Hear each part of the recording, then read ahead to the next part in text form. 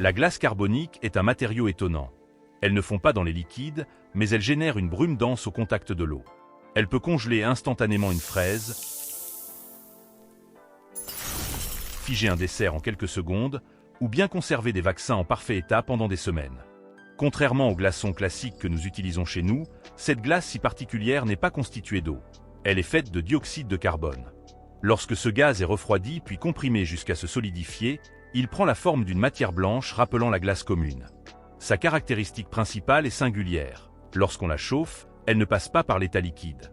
Elle saute cette étape et passe directement de l'état solide à l'état gazeux, un phénomène que les scientifiques appellent la sublimation. Parce qu'elle n'engendre pas d'humidité en s'évaporant, la glace carbonique est très recherchée pour la conservation d'aliments et de médicaments. Sa brume mystérieuse est devenue un incontournable des effets spéciaux lors de spectacles et d'événements, et ses propriétés physiques et chimiques sont si utiles qu'on l'emploie aussi pour effectuer des nettoyages industriels en profondeur. Mais vous êtes-vous déjà demandé comment la glace carbonique est produite à l'échelle industrielle? Dans cette vidéo, nous allons découvrir ensemble comment l'un des composés chimiques les plus fascinants est fabriqué et conditionné dans les usines. Restez avec moi jusqu'à la fin. La glace carbonique a été découverte par accident en 1835 par le chimiste français Adrien Jean-Pierre Tillorier. Ce dernier manipulait du dioxyde de carbone liquide dans un récipient à haute pression. Lorsqu'il ouvrit le cylindre, une partie du liquide s'évapora très rapidement et ce qui restait se transforma en une masse solide et blanche, ce que nous appelons aujourd'hui la glace carbonique. Malgré cette découverte précoce, son exploitation pratique ne débuta réellement qu'environ un siècle plus tard. C'est dans les années 1920 que des entreprises chimiques aux États-Unis commencèrent à produire et commercialiser la glace carbonique. À cette époque, on l'utilisait surtout pour conserver des aliments pendant leur transport, notamment la viande et les produits laitiers. Sa force étant de maintenir une température très basse sans laisser de résidus d'eau comme le ferait la glace ordinaire. Durant la Seconde Guerre mondiale, son rôle prit encore plus d'importance. La glace carbonique permit de préserver vaccins, médicaments et vivres destinés aux troupes, contribuant ainsi à la logistique médicale et alimentaire en temps de conflit. Ce qui distingue la glace carbonique de la glace classique, c'est ce comportement direct solide-gaz, la sublimation, qui évite la formation d'eau et de résidus. Sa température extrêmement basse, environ -78,5 degrés Celsius, en fait un outil privilégié pour la réfrigération quand les moyens conventionnels font défaut. Sa fonction principale est de maintenir des matériaux à basse température, là où il n'existe pas d'infrastructure de réfrigération. Un exemple marquant, le transport d'organes pour transplantation, le cœur, par exemple, qui doit rester à très basse température tout au long de son acheminement. La glace carbonique est également utilisée pour transporter des vaccins ou tout type de matériel biologique sensible. Elle est idéale pour maintenir des conditions thermiques stables et sécurisées. Si l'on plonge de la glace carbonique dans de l'eau chaude, le dioxyde de carbone se libère très rapidement et crée une nébulosité épaisse, d'où ces effets spéciaux si spectaculaires. Mais examinons maintenant la fabrication. Comment obtient-on cette glace qui semble venue d'un autre monde? Tout commence par le dioxyde de carbone pur, qui est extrait et traité à partir de diverses sources industrielles. Un des procédés courants est la capture du CO2 issu de la fermentation du sucre lors de la production d'alcool dans les brasseries et distilleries. Ce gaz, produit en grande quantité, est capturé, purifié, puis stocké. Le dioxyde de carbone peut également être récupéré comme sous-produit lors de la synthèse d'ammoniac, un composant majeur des engrais, et il est capté avant d'être rejeté dans l'atmosphère. Certaines raffineries dégagent aussi du CO2 lors de la transformation d'hydrocarbures en carburant et en produits chimiques. Il est même possible de récupérer du dioxyde de carbone provenant de la combustion de combustibles fossiles dans des centrales thermiques. Mais attention, le CO2 issu de ces sources contient souvent des impuretés qu'il faut impérativement éliminer pour garantir une qualité sûre pour la fabrication de glace carbonique. Les premières étapes de purification consistent à filtrer les particules solides et à éliminer les impuretés grossières à l'aide de filtres mécaniques. Ensuite, le gaz traverse des laveurs et autres systèmes de traitement où sont retirés composés chimiques, vapeurs et contaminants résiduels. Une fois purifié, le dioxyde de carbone est comprimé à une pression d'environ 15 bars. Une pression qui correspond à ce que l'on ressentirait à environ 150 mètres de profondeur sous la mer. Sous cette pression élevée, le CO2 est refroidi à des températures de l'ordre de -20 à -30 degrés Celsius et se maintient alors à l'état liquide. À l'état liquide, il devient beaucoup plus simple à manipuler, transporter et stocker dans des réservoirs conçus pour cela. Le dioxyde de carbone purifié est ensuite conservé dans des réservoirs cryogéniques conçus pour résister à la fois aux hautes pressions et aux basses températures.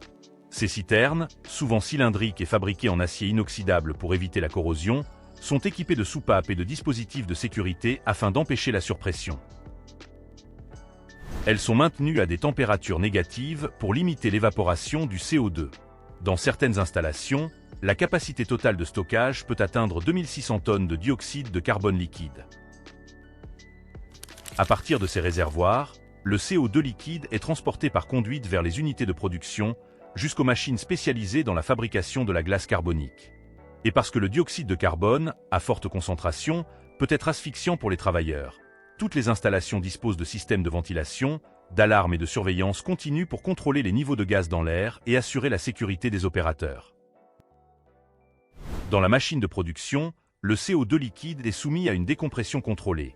La pression est brusquement réduite à environ 5 bars. Cette réduction rapide de pression provoque une chute brutale de la température, entraînant la formation d'une neige de dioxyde de carbone. Lors de cette expansion, le CO2 absorbe de l'énergie thermique dans son environnement et se refroidit instantanément.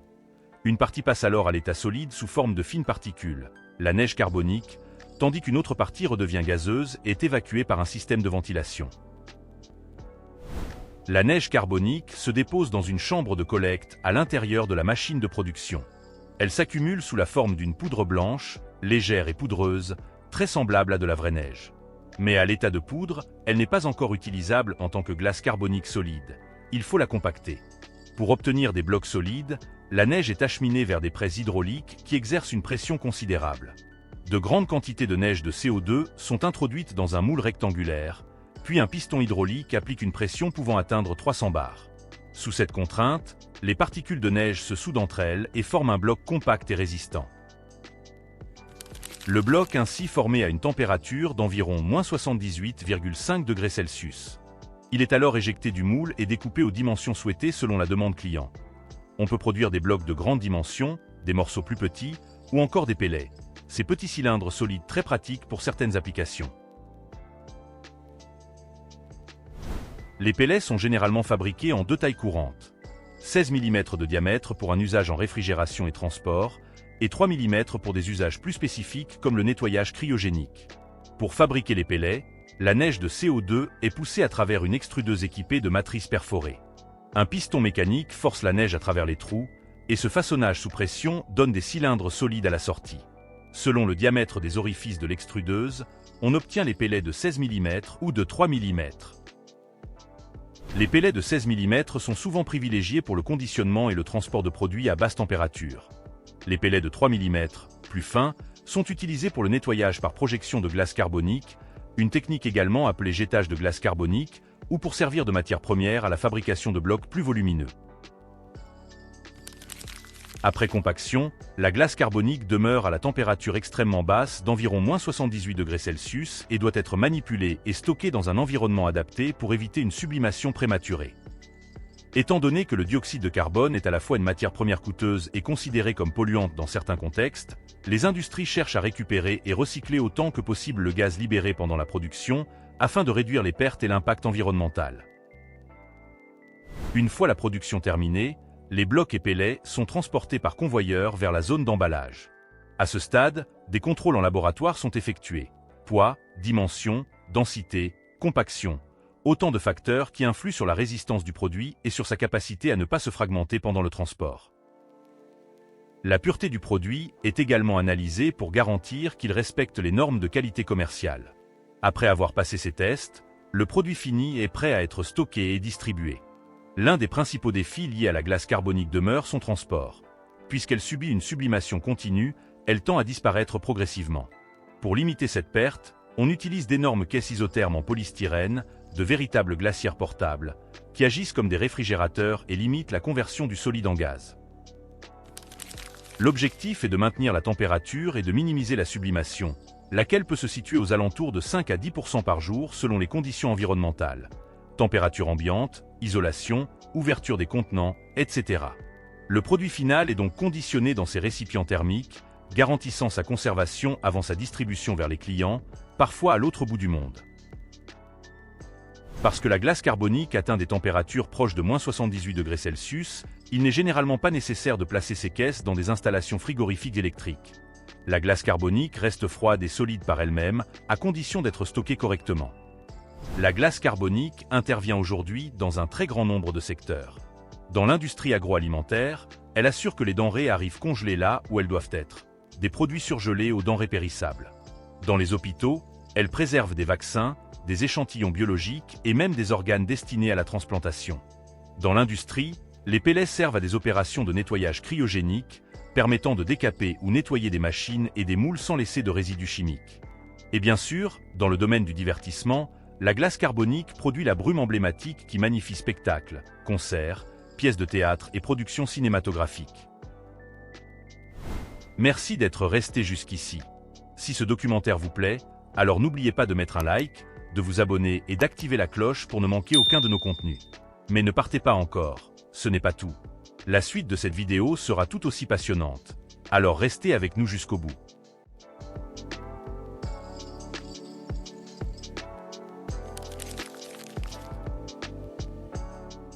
Il existe des histoires qui paraissent si incroyables qu'elles donnent envie d'écouter jusqu'au bout sans même s'en rendre compte. Parmi elles, celle du diamant se distingue comme un voyage fascinant où la nature et l'humanité se rencontrent. Chaque pierre précieuse n'est pas seulement un bijou brillant posé sur une bague ou exposé dans une vitrine, elle est la trace d'un parcours qui commence il y a des milliards d'années au plus profond de la planète. En découvrant ensemble cette aventure unique, vous allez comprendre pourquoi ce minéral est devenu bien plus qu'un objet de luxe. Et croyez-moi, ce que vous allez entendre mérite d'être suivi jusqu'à la toute fin. Le prix le plus élevé jamais payé pour un diamant dépasse les 71 millions de dollars.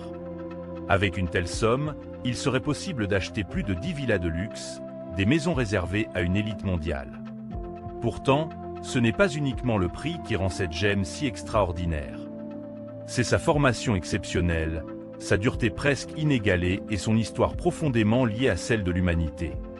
Un diamant est né dans des conditions que peu de choses sur Terre pourraient supporter.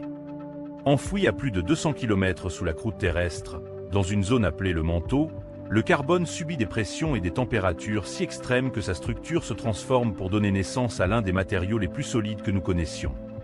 Il faut comprendre que sans cette combinaison rare de pression et de chaleur, le carbone ne devient pas un diamant, mais se change simplement en graphite, la matière tendre des crayons.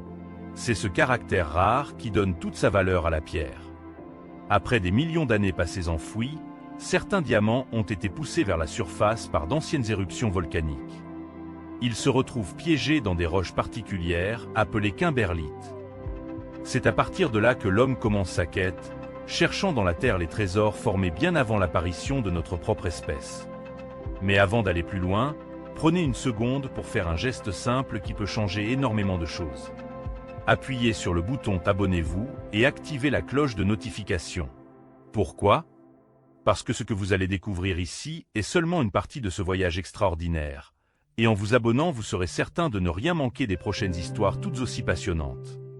Maintenant que cela est dit, reprenons notre voyage au cœur du diamant. L'exploration commence bien avant le premier coup de pioche. Des géologues utilisent des satellites, des capteurs de gravité et des instruments magnétiques pour détecter les anomalies qui pourraient indiquer la présence de gisements. Parfois, un simple fragment de kimberlite trouvé dans des sédiments suffit pour déclencher une expédition entière. Quand un site est confirmé, d'immenses mines à ciel ouvert sont creusées, dessinant d'énormes spirales dans le sol qui peuvent descendre à plusieurs centaines de mètres. Dans d'autres cas, lorsque les diamants se trouvent trop profondément, des mines souterraines sont construites.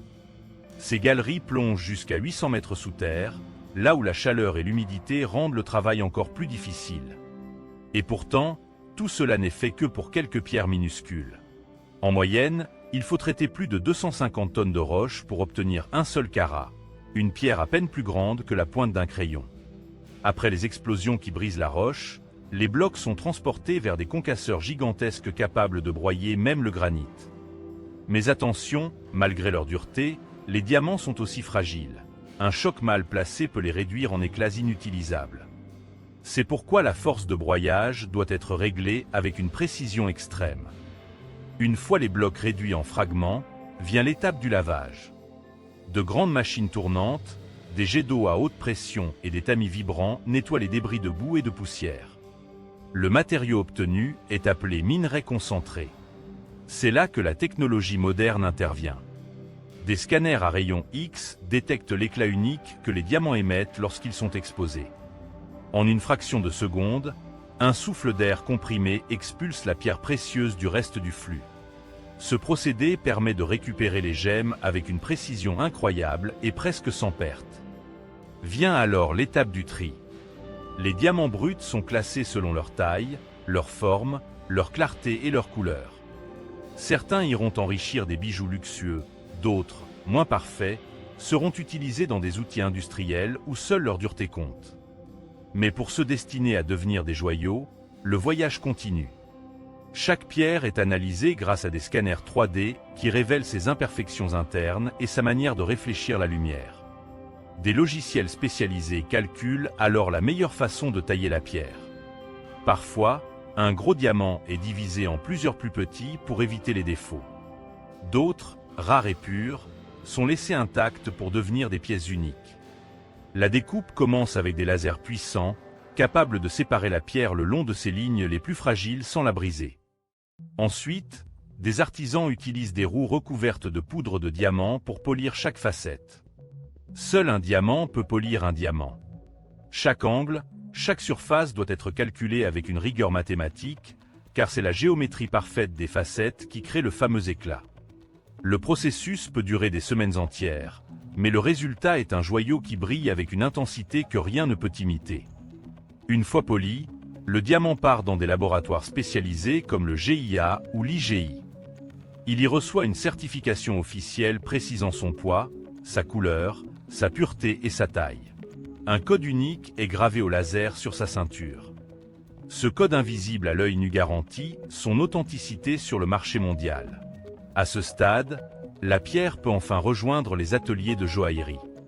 Là, des maisons prestigieuses comme Cartier, Tiffany ou Harry Winston travaillent le métal pour créer des pièces capables de sublimer la pierre. Un diamant n'est jamais seul, il est toujours accompagné d'un écrin façonné par la main de l'homme. Mais derrière ce côté étincelant se cache une réalité plus sombre. Dans certaines régions d'Afrique, notamment en Sierra Leone, en Angola ou en République centrafricaine, des hommes, des femmes et même des enfants extraient encore des diamants à la main. Dans la boue, sans protection, parfois sous la contrainte de groupes armés, ils cherchent des pierres qui financeront des conflits meurtriers. Ces pierres sont appelées diamants de sang, car elles sont payées par la souffrance humaine. Un bijou qui peut illuminer une soirée mondaine cache parfois une histoire de misère et de violence.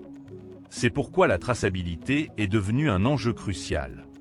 Savoir d'où vient une pierre permet de choisir non seulement un objet de beauté, mais aussi un symbole plus responsable. Et pourtant, l'histoire du diamant ne s'arrête pas là. Grâce aux avancées de la science, il est aujourd'hui possible de créer des diamants de synthèse. Avec des technologies comme le HPHT ou le CVD, les chercheurs reproduisent en laboratoire les mêmes conditions que dans le manteau terrestre. Le résultat est une pierre identique sur le plan chimique et visuel à un diamant naturel. Certaines entreprises vont encore plus loin en proposant de transformer les cendres de proches disparus en diamants commémoratifs. Un mélange bouleversant de science et d'émotion qui permet de garder une mémoire éternelle. Ainsi, le diamant est à la fois naturel et désormais humain, une pierre à la croisée de deux mondes. Quand on regarde un diamant, on ne voit pas seulement un bijou. On contemple une histoire, celle de la Terre, celle de l'humanité, celle d'un symbole que nous avons nous-mêmes chargé de signification. Un tournant décisif a eu lieu en 1947 quand la société de Beers lança la célèbre phrase « A diamond is forever ». Ce slogan ne fut pas seulement une réussite marketing, il transforma la perception mondiale du diamant. Depuis, offrir une bague ornée d'un diamant est devenu un rituel universel associé à l'amour éternel. Des générations entières ont grandi avec cette idée qu'un diamant n'était pas seulement une pierre mais une promesse. Aujourd'hui encore, la fascination continue. Que ce soit lors des enchères internationales, dans les bijouteries de luxe, ou même dans les laboratoires qui créent les diamants du futur, cette pierre conserve son statut unique. Le diamant est à la fois naturel et culturel, scientifique et émotionnel, précieux et parfois controversé. C'est ce contraste qui le rend si captivant. Alors la prochaine fois que vous verrez un diamant scintiller, souvenez-vous qu'il est le fruit d'un voyage incroyable, des profondeurs brûlantes de la Terre jusqu'à la lumière froide d'une vitrine. Et ce voyage mérite d'être connu, car derrière chaque éclat se cache une histoire qui relie la géologie, la science, l'art et l'humanité. Si ce récit vous a plu et que vous souhaitez en découvrir d'autres, n'oubliez pas de cliquer sur j'aime, de vous abonner et d'activer la cloche.